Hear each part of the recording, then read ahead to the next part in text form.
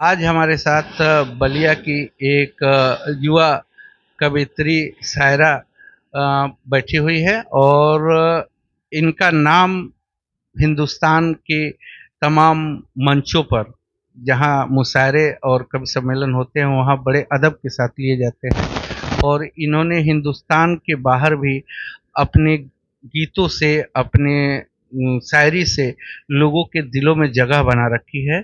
ऐसी हमारी बलिया की एक शानदार जानदार युवा कवित्री शायरा प्रतिभा यादव हैं और मैं प्रतिभा यादव से इनकी इस जर्नी के बारे में, इस यात्रा के बारे में जो इन्होंने मंचों से शुरू किया है और प्रसिद्धि की शिखर पर पहुंच रही हैं, तो मैं जानना चाहता हूं कि ये किस मुकाम से कब और क्यों इस क्षेत्र में आई। प्रतिभा यादव जी, सबसे पहले तो आप ये बताइए कि आप एक लड़की होकर के और कवि सम्मेलन जैसे मंचों पर जाने के लिए कैसे सोचा कि कवियत्री ही बननी है, जबकि आपको बताया जाता है कि आप एक स्कूल टीचर, प्राइमरी के स्कूल टीचर सरकारी हो गई थी, उसको नौकरी को छोड़ के आपने कवि सम्मेलनों में जाना मुनासिब समझा, क्या क्यों? जी, नमस्कार। जितने साहित्य प्रेमी हो हैं सबको मेरा करबद्ध प्रणाम। मैं ये बता दूँ गुरुदेव आपको कि सबसे पहले ये सफ़र में आना, इस जगह को हासिल करना, प्रसिद्धि लाना, ये सब मेरे विचार में नहीं था कि मैं इस काम को करूँगी तो मुझे ये चीज़ मिलेगा, ये प्रसिद्धि मिलेगी, ये उच्चता मिलेगी, लोग जानेंगे, इसका नहीं था। मैंने इसलिए सारी चीज़ें छोड़ी क्योंकि मुझे ये लगा कि अगर स्कूल में 100 बच्चे हैं, मैं वहाँ बंध के रह जाऊँगी। इसके लिए मैंने इस मंच को साझा करना शुरू किया और मेरे विचार में ये आया कि यहाँ 10 नहीं 10 विचार वाले व्यक्ति उपस्थित होते हैं, अपना तशरीफ़ लाते हैं, तो क्यों ना मैं इस काम को सँभालूँ। इस काम को सँभाल के मैंने आगे बढ़ने की कोशिश करी। सब लोगों ने बताया कि आप लड़की हैं, जाने में असमर्थता होगी। यहाँ तक कि जिस क्षेत्र से मैं बिलॉन्ग करती हूँ, बिल्कुल एक गाँवी इलाका है। शहर से बिल्कुल हट के है।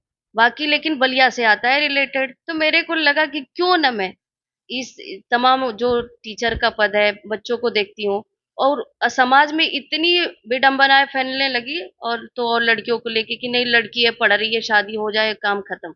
लेकिन मुझे लगा कि इससे हट के अगर जो देखा जाए, तो हम आईना बन सकते हैं। पूरे-पूरे समाज की आईना बन सकते हैं, तो क्यों ना मैं इस काम को हाँ, ये इसमें मेरे को वो प्रॉब्लम हुई थी। कई लोगों ने बहुत सारी बातें उठाई कि लड़की होके मतलब गाना गाना, मंच पे जाना, मास्टर की वो होके जाना, बेटी होके जाना। तो मैंने कहा कि ये सब मेरे को नज़र नहीं करना। जब मैंने इसमें पहला मंच मेरा था, आपको बता दूँ कि Mau Maryadpur, PG college Indira PG college में आई थी इंदिरा गांधी की बेटी प्रियंका गांधी। तो जब उनकी आई वो तो हमें यूँ ही कहा गया था कि आप एक गीत सुना दीजिएगा उनके स्वागत में।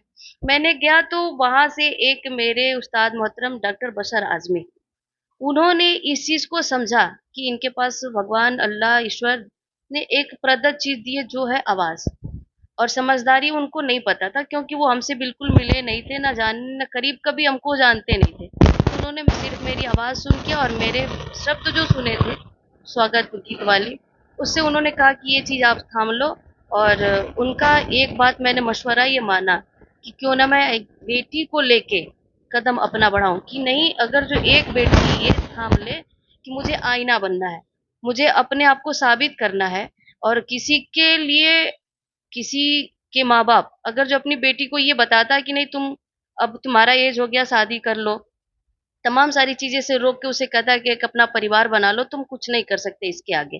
तो ये बिल्कुल कतई नहीं है, इसको सुनिए, माँ-बाप का भी सम्मान करते हुए, समाज का भी सम्मान करते हुए, सबकी बात का सुनते हुए, कदर करते हुए अपनी समझौता, अपनी बात को ज़रूर रखें। तो मैंने इस फील्ड में अपनी बात रखी और उसके बाद सबसे पहले प्रियंका गांधी के सामने कौन सी गीत गाई हाँ, थी? जब मैं प्रियंका गांधी के सामने गीत गाई थी, आपको सुनाऊँ आदरणीय स्वागत गीत थी कि सुने कि करते हैं आपका हम अदब से नमन स्वागतम स्वागतम स्वागतम स्वागतम करते हैं आपका जी, अगली लाइन उन्होंने सुना तो मतलब सच बोलूँ आदरणीय की स्वयं उठ के बोली। मैंने पढ़ा था कि आप आए हमें तसल्ली मिल गई, दिव्य दर्शन से दिल की कली खिल गई।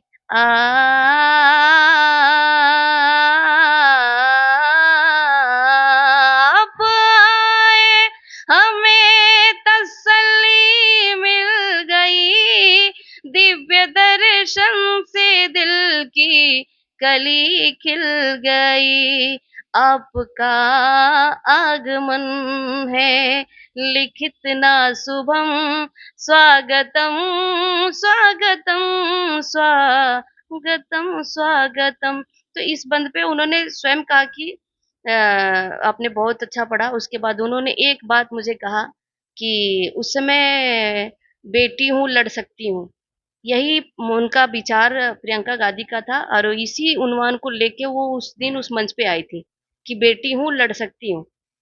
तो उन्होंने ये गीत सुनने के बाद तुरंत मुझसे कहा कि बेटी हूँ लड़ सकती हूँ, यही मेरा मंच का उन्वान सब्जेक्ट भी डाला गया है और इस काम को आपको संभालना मैं करती हूँ। तो प्रियंका गांधी ने ये बात कही वहीं पे कि बेटी हो आप लड़ सकते हो आप। तो मैंने वहीं से ये थामा कि बेटी हूँ कुछ भी अब कर सकती हूँ। उसके बाद तुरंत आदरणीय मैं आपको बताऊं कि जब बसर साहब ने मुझे बुलाया, अपने दवा खाने पे बुलाया उन्होंने और कहा कि एक कार्य ये काम आपको करना है। तो विडंबनाएं बहुत आई गुरुदेव। रियल में सबने बहुत टिप्पणियां डाली कि जाती हैं कैसे करती हैं क्या पढ़ेंगी, बहुत कोशिश करनी पड़ी है। आपको एक बात और बता दूं कि महिला होने के नाते, नारी होने के नाते, बेटी होने के नाते थोड़ा-सा हर समाज के अंदर एक ना एक ज़रूर थोड़ी-सी डिमेरिट भावनाएँ हैं, लेकिन हम सबसे करबद्ध निवेदन करके कहेंगे कि उसको नज़रअंदाज करिए। ज़ोर-ज़बरदस्ती से नहीं लेकिन समझौता से दिलों पे राज करना सीखिए। सुनते हैं कि आपके पिताजी भी बहुत अच्छे कवि और गायक जी, थे। जी। वो किस विधा के गायक थे? वो लोकगीत कलाकार थे और वो बिरहा गाया करते थे। बाद में उन लोगों ने लोकगीत विधा के कलाकार थे। तो क्या अपने पिता के कारण ही इस क्षेत्र में आने हाँ, का? बिल्कुल, ये विरासत में पीढ़ी दर पीढ़ी चलती रही। तो बाबूजी का मेरा एक था कि प्रतिभा है, तुम्हारे अंदर हुनर है। तो हमारी एक चीज़ मैंने बाबूजी से सीखा, वो 2-3 भाषाएँ का पालन करते थे और उसमें अच्छा खासा उनको हर चीज़ मिला भी था। तो वो नवाज़े भी गए थे उस सब चीज़ से। तो मुझे भी लगा कि क्यों ना मैं भी 2 चीज़ को मानूँ।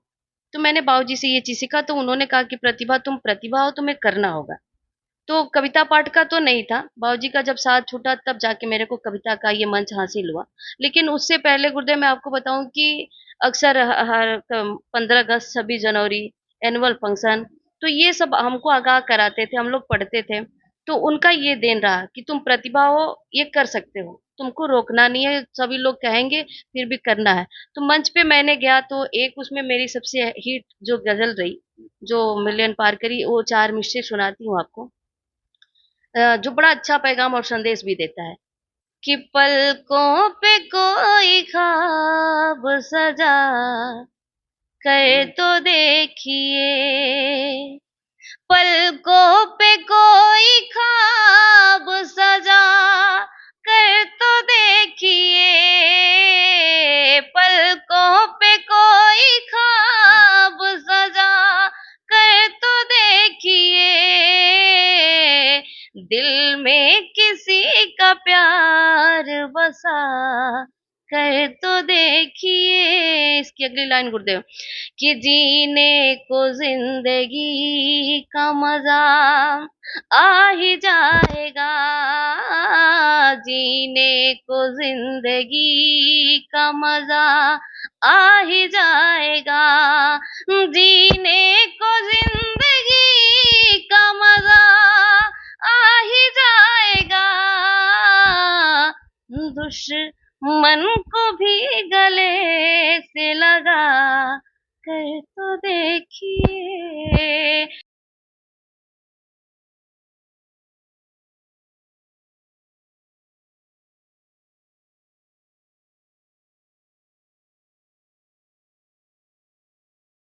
सुषमा जी, अभी आपने अपनी शुरुआती जर्नी को बताया अब जब आपकी मंचों पर उपस्थिति दर्ज होने लगी, तो आपने किन-किन विषयों पर, समाज की कुरीतियों पर अपने विचार गीतों में, गज़लों के माध्यम से रखा है? बेशक, मैंने रखा आदरणीय। पुनः मैं सभी को नमस्कार करती हूँ जितने साहित्य प्रेमी हैं, कि जब मुझे ये लगने लगा कि मैं मंच पे जाती हूँ, मंच साझा करती हूँ, तो मुझे 2-4 लोग देखता है और सुनता है। तो मेरे मन में ये विचार है कि क्यों ना मैं समाज से जुड़ी कुछ बातें रखूँ, जो समस्या है उसको मैं नज़र कराने की कोशिश करूँ।